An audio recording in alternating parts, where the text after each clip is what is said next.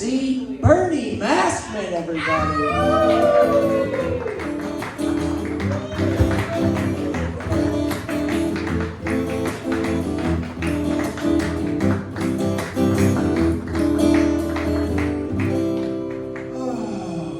Thank you, ladies and gentlemen. Thank you all for being here, and all of you out, all the hundreds of in attendance tonight, and the millions watching at home. And you, neither group can deny. You can't prove it's not happening. That I have, you know, you had the World Cup games where they have like just thousands of people in the street and they're watching one big screen. You know, that's just one view, but that's a million people, baby, and that.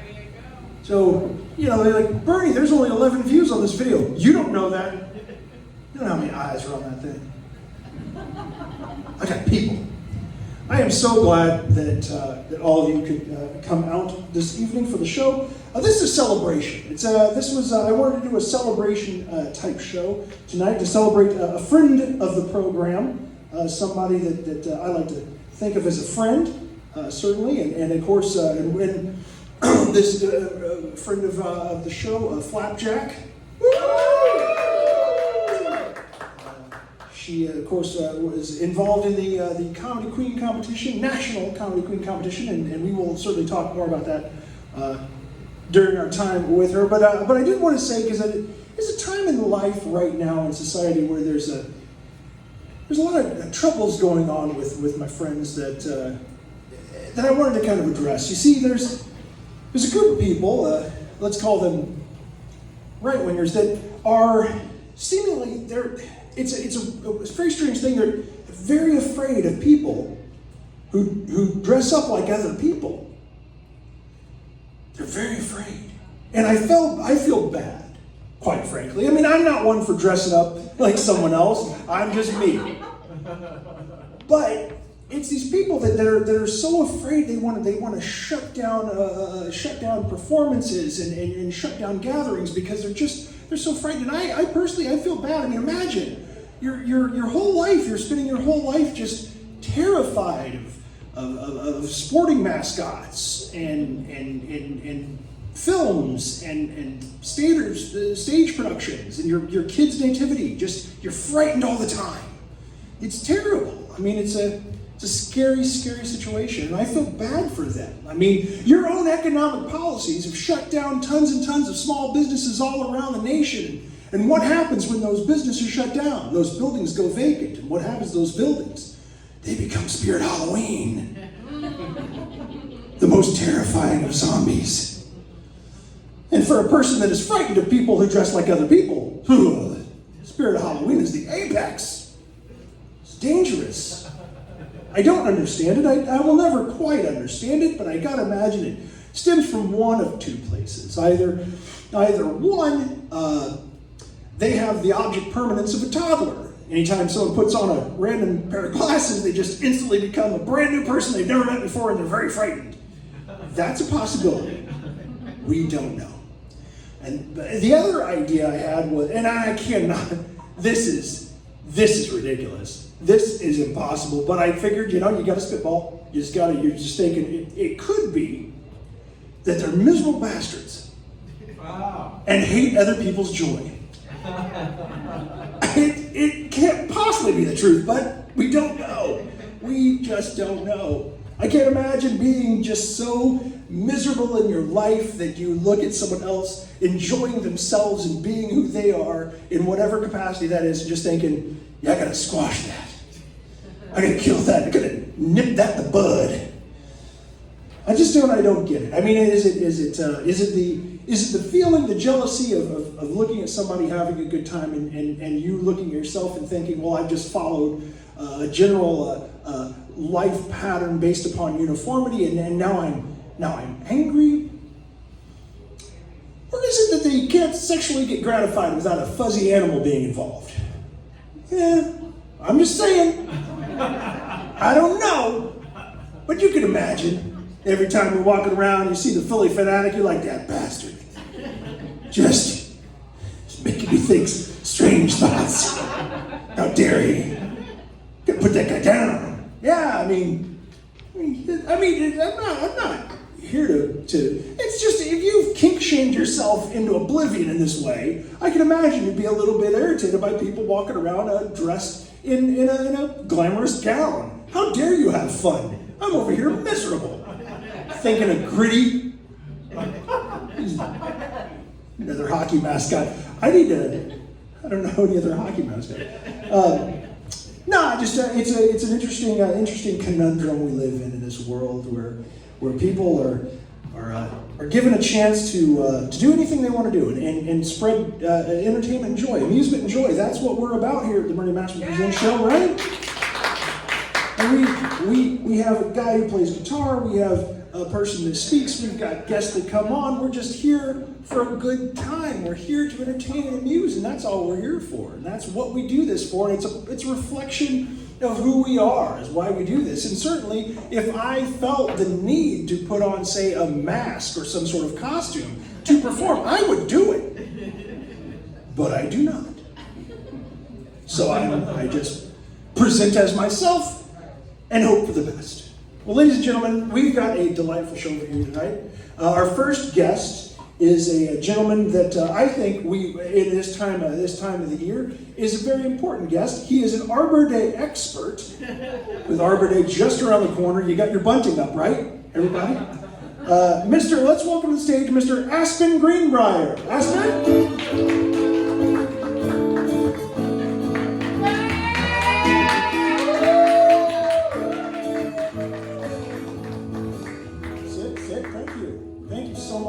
Coming to the show. I'm super excited to talk a little bit about, and I think because my viewership, I think Arbor Day gets a little bit lost sometimes, and I think it might be a good thing to instruct them in a lesson about what Arbor Day is about.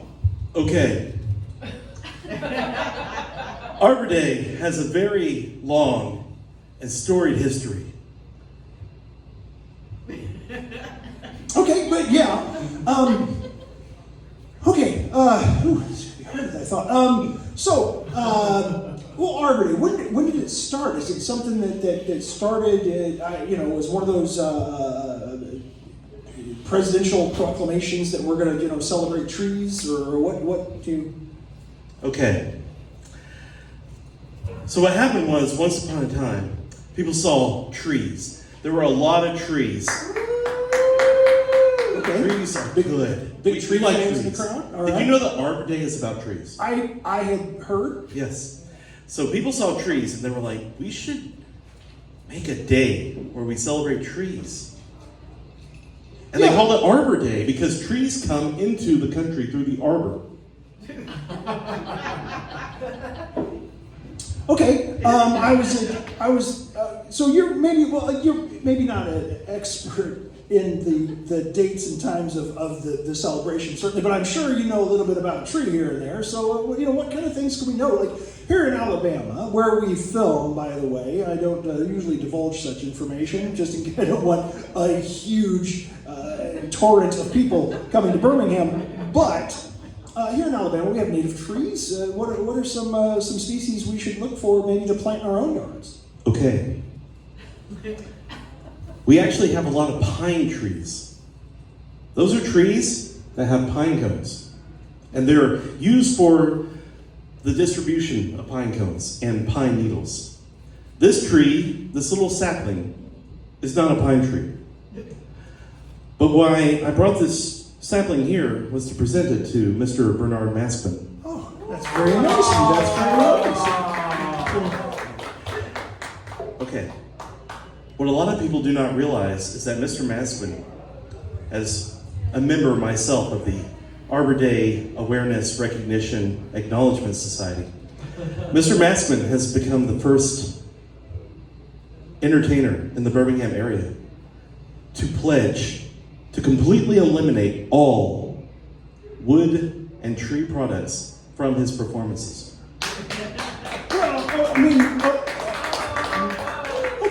Well, I was The pines are safe. I was signing because I thought it would be good to be involved in some organizations, and I thought there might be some sponsorship kickbacks. So, I certainly signed some paperwork, but I can't get rid of all wood products. There's a lot of wood everywhere, all around us. I mean, I can't very well just eliminate all wood from this. I mean, the stage literally is a giant hunk of wood. Okay. I didn't want to bring this up in front of everyone, but I did acknowledge that. And I also acknowledge that it's difficult to get rid of the big things. But we can also make small adjustments to our daily lives. Okay. Where we don't have to slaughter trees. And again, I didn't want to bring this up, but okay. Your band? Yes. The band seems to have a instrument that is made of a tree product. And you wouldn't play the dead corpse of your grandmother, would you? Well, if she sounded as sweet as the band's guitar, maybe so. I mean, I joke, but no. Okay, no. I don't mean to frighten you. I'm just playing. We're just having a discourse. It's haunting. It's haunting. Every sound sounds like a cry for help. It's a happy instrument. It's a very lovely instrument. I mean, some would say it is what allows a tree that lives far away to become something that people can really like. Play me a G. It's a beautiful, lovely, bouncy G. It touches your soul. It's music, man. Okay. Okay. I get it. If it maybe I think of the tree that sacrificed itself to bring us joy, and it just makes me oh God! This table. Oh well, yeah. This table has a wooden top. Well, yeah. I mean, it's not solid wood. It's actually well, likely several trees ground up. And then glued together because it's more of a laminate. Okay. But yeah, I mean, but ultimately, I mean, hey, listen, it's okay. You have to think of it in more of a synergistic way. The trees, we grow them, we give them life and give them a place to go, and then we have to be good stewards of those forests. That's what Arbor Day is about, being a good steward of the life of plants and trees around us. Okay. But we also, I see 3 tabletops in front of me, staring at me, crying out, saying, "Avenge us, avenge us." Okay. I'm hearing what you're saying. I don't know if the place is full of tree ghosts or not, but I think you have to look at the world. I mean, it's ridiculous to think that everything made of wood is automatically bad. Wood is good. Didn't mean to sound like I'm putting a bumper sticker on. Just because it rhymes doesn't mean it's true. Okay, I get that. I just think that maybe you're getting a little too worked up about it. I mean, it's simply a state of the world. We grow trees in order to use them lovingly for things like guitars and like stages so that we can perform and tables so that our fine folks have a place to sit. Okay. I mean, let's be completely honest. I signed paperwork that you gave me. You printed that email out. What? Yeah. Oh no. Oh, this is my little sapling safe with you? Yeah, I mean. Are you going to take his corpse and desecrate it and make it into product? Product? No. You want to cry out to me and I can hear it in my sleep. No. I have no plans on killing the little tree. Oh, it's full of life. I cannot guarantee it won't die because, I'm not really a plant guy. But no, I have no plans for that. Besides, I mean, you couldn't make a guitar. This is too small. Ladies and gentlemen, Mr. Aspen Greenbriar. Okay. Thank you so much.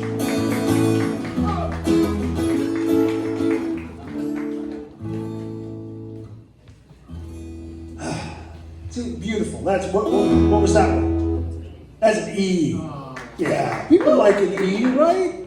That's a cowboy chord. Sustainable wood series. A sustainable wood series, guys. That's how thoughtful our show is. I insisted he buy that guitar before I met him. Well, I tell you what, we've got a big show coming up at the end of this month. It is one that I wanted to point out to everybody here and also everybody out in the world, and I'd really like for people to come out to it. It is April 30th. It is a Wednesday evening. It is a Saturday, and it is called. Let me get the name exactly right. It is called "Everything Is Great: A Town Hall for the People."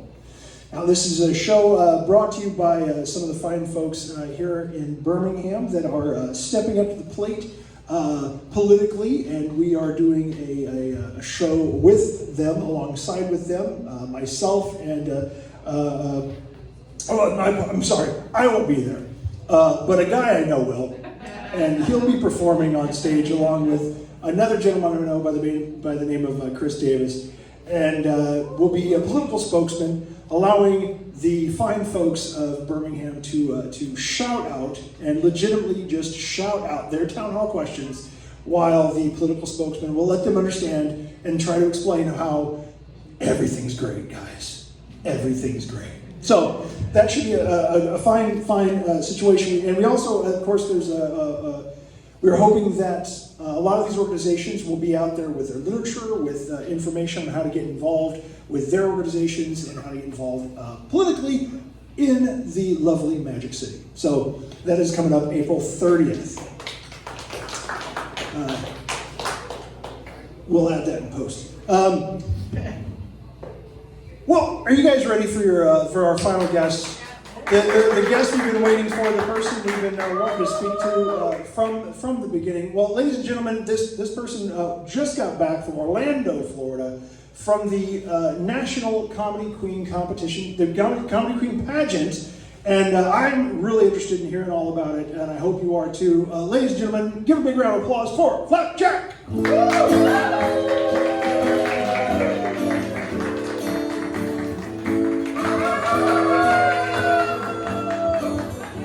Hello, America! Well, Flap, we are absolutely always excited to have you on the show. You haven't been since we readjusted the room. So I know. My orientation is completely off, or at least that's what my dad said. So, and as I was saying, you have recently come back from the National Comedy Queen pageant, and we are so excited about this because I knew about it. I'm like, you're going to the top. You're nailing it. We're bringing back the gold. So how did it go? Yes, well, as you can see, I am wearing gold. And I am celebrating today because I am your current reigning Little Miss 5th place. All right. You can stop clapping, thank you. Well, no, it's good. It's good. 5th is good. I mean, we're talking about a nationwide competition. Oh, yes. You know, there were 36 contestants this year. And, you know, there were actually supposed to be 40. But 4 of them heard I was coming, and they just decided not to show up. So, yes, I ended up being your 5th place at National Miss Comedy Queen. And don't get me wrong, I'm very, very, very proud of that. You know, I worked really, really hard to get to 5th place. Because, you know, I mean, there's lots of great people who have gotten to 5th place before, right? Like,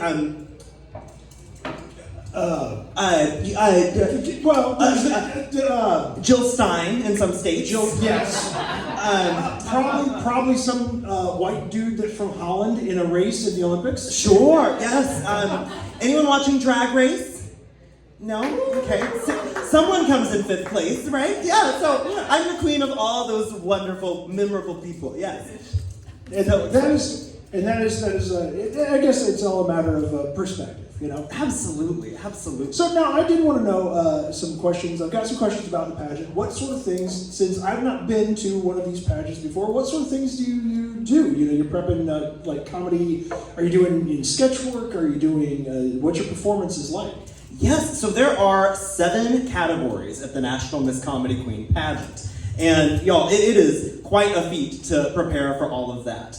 So when you get there, you have one night that is 4 categories. That's your offstage interview. Then you have presentation, comedic talent, and outrageous evening gown, which is one of my favorites because you get to create a gown just off of an incredible concept. So I was actually Santa Claus this year. Ooh. Yes, a Santa Claus that had gone off the rails, killed Rudolph, and was wearing him as a boa. Very nice. Oh yes, and to top it all off, I reached into my lapel and took out some reindeer jerky and ate it. Homemade, of course. Also, in the outrageous evening gown category, I wanted to shout out my daughter, Barbie Koa, who also competed against me this year. The first time I competed in the National Miss Comedy Queen pageant, I was the first contestant from the state of Alabama. No one else had competed from Birmingham before. So I came back and I brought a prelim. Who here has heard of the Magic City Comedy Queen pageant? Yes! So we had lots of comedy drag queens from there go and compete this year. And the thing that I learned is that I got people so excited about this pageant that they all went and competed against me. That's very nice of them. Oh yes, right? And Barbie, she actually made a luchador-inspired outrageous evening gown. Like how incredible. She had a mask on much like yours, but of course she wore one of those gorgeous drag queen loaf toppers on top of it. There's no amount of bobby pins that can hold that thing in, but somehow she did it. I tell you, that is amazing. We talked about this. I'm very interested in not only pictures, but also contact information because I feel a photo op coming on.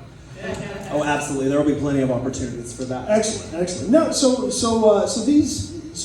you've got you did your interview, you do your, now what's your comedy, you was talking about comedy skill, or would you say comedy, was it skill? So there's talent. Okay, yes. Comedy talent. What was your presentation? So for comedic talent, I tend to do what is called a, the word is losing me.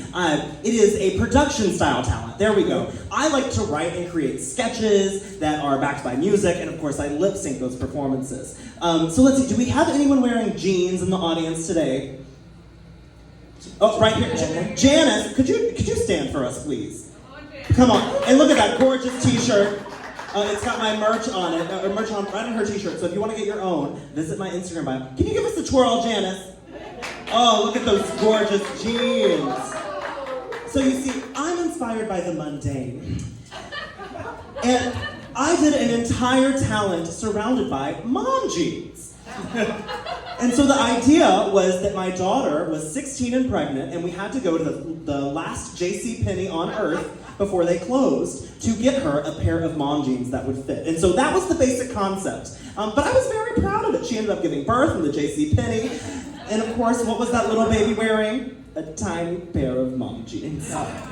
That sounds, that is, see, I like it. I like it a lot. It's a beautiful story of motherhood. It's, circle of life. The circle of life. I performed that. And then for the last category, it was presentation. That's actually the first category that comes. And there's a different theme for it each year. This year, the theme was Career Day, You Better Work. And I decided to be a billboard lawyer. And so I came out and had, it was very Morgan and Morgan inspired, but the slogan was, have you been injured in a drag accident? Call me, Flapjack of Flapjack and Flapjack Drag Accident and Injury Law. And then at the end, I turned around and had a second billboard, and it was the Shin Yun billboard as I walked away. And it's actually going viral right now on Instagram. Excellent. No, I love that. I love that. That's, and again, we talked about this. This is part of what I of course enjoy. Entertainment, bringing just joy and amusement to the masses, and so that's why I was super excited that you were participating nationally in the competition, and that you were going to be able to come on. Now, of course, we were going to have you back in March because the Bernie Maskman Presents show happened on National Flapjack Day. Of course. It's kismet, it's synergy, we bring it together, but sadly you were counter-programmed because you were doing a fundraiser to get you to Orlando. Oh yes, I was sewing like crazy. But we can do another fundraiser because I want to see you, Bernie, in a wig and heels. Oh, well, when is that going to happen? I gotta get better medical coverage. There's a You might get injured in a drag accident, so be careful. possible hip problems. No, I tell you, that's the thing. I'm looking at it. I guess we talked about it. You a lot of course, classically, a lot of drag shows inspired by Dolly, and I myself do a fairly good Kenny. I'm thinking an Islands in the Stream remake, video production. I think we can nail it down. We can nail it down. Oh, somebody's getting nailed for sure. Getting out of here, ladies and gentlemen. Well, I tell you, I was really super excited to hear about everything, and again, you fall slightly short from the number one that you were going for, but 5 is awesome in a field that literally includes the entire nation, and and 40 contestants. So I mean, that's nothing to sneeze at, and we're super excited that you represent us here in Birmingham. Oh, thank you. But I have to say, when I first got crowned as Little Miss Fifth Place, I was a bit of a petty petunia. Oh, well. I was a little bit of a bitter Betty, and I thought that I would come here and celebrate by talking about the winner. Her name's Debbie, and talking about how horrible she looked in her crowning dress, and talk about how she wasn't all that funny, and she can't really blend her makeup. But I'm not going to say those things. No, I would never say those things. We wouldn't want to say those things, certainly not on the internet where it's going to be spread out. Exactly. I'm going to be the bigger person, even though she's 3 dress sizes larger than me. Well, I mean, I get that. I mean, it's good. It's good that you can look at this through the eyes of someone who you went out, you did your best, you put yourself out there, as the kids are saying these days. And what comes back to you is just the love of the participation, I think, right? Oh, exactly. I couldn't be happier. I mean, was there a cash prize for? Yes, there was a cash prize of $1,000. Oh, that's good. So yes, Debbie did, get her gas money back because she had to drive the whole way, couldn't afford the plane ticket. But she, as Miss Fifth Place, I did get a consolation prize of 2 tickets to Gatorland. Wow. Oh yes, it's like if Disney World was in St. Clair County. I was really hoping that. Just to play off the pun, that Gatorland was like just a weird deep swamp drag show. Oh yes, that was absolutely there as well. Deep swamp. I mean, a lot of the girls at the Gatorland show, they're barefoot. Mm-hmm. Yeah, and there was one girl who wore a gown that looked like she had been eaten by a gator, but was wearing little Mickey ears to pay homage to that little boy. It's nice. It's nice. Oh yes, but we're all happy here, right? Well, I tell you, this is it's been an absolute lovely time having you come on, and we always enjoy having you come on the show with us. And the band and I, we were working on a song. Go ahead and Aspen, come on up and come and hanging out with us. Oh, Aspen! Oh my God! It's okay. It's okay. Okay. Stay on the carpet. Floor's lava. I hear he's got the best bush south of the Mason-Dixon line. This is shrubbery. Don't worry, I hit all my wood. We were working on a song, and we thought it would celebrate your big win. But I think it's important that you celebrate all wins. Anything where you go and you do your best and you put it yourself out to the public and see what comes back, and just enjoy the fruits of your labor. I think.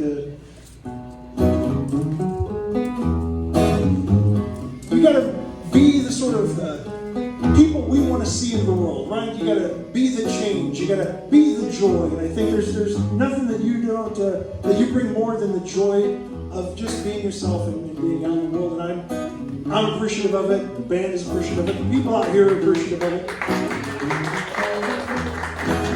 I got sunshine on a cloudy day. When it's cold outside, I got the money.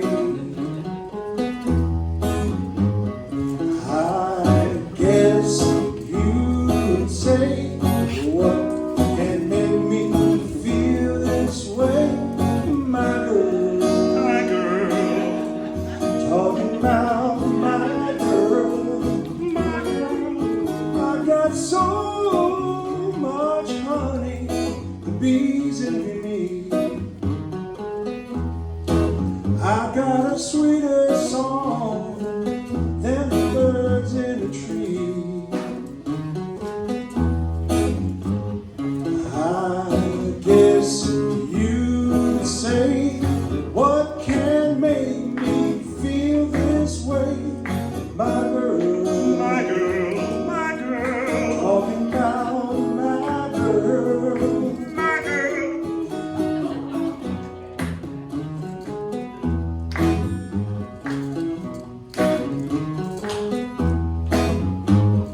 I guess you say, what can make me feel this way? Flapjack, Flapjack, flapjack, talking about flapjack, flapjack. Thank you, ladies and gentlemen, and good night. Thank you, America. Ooh, tips. Hold on.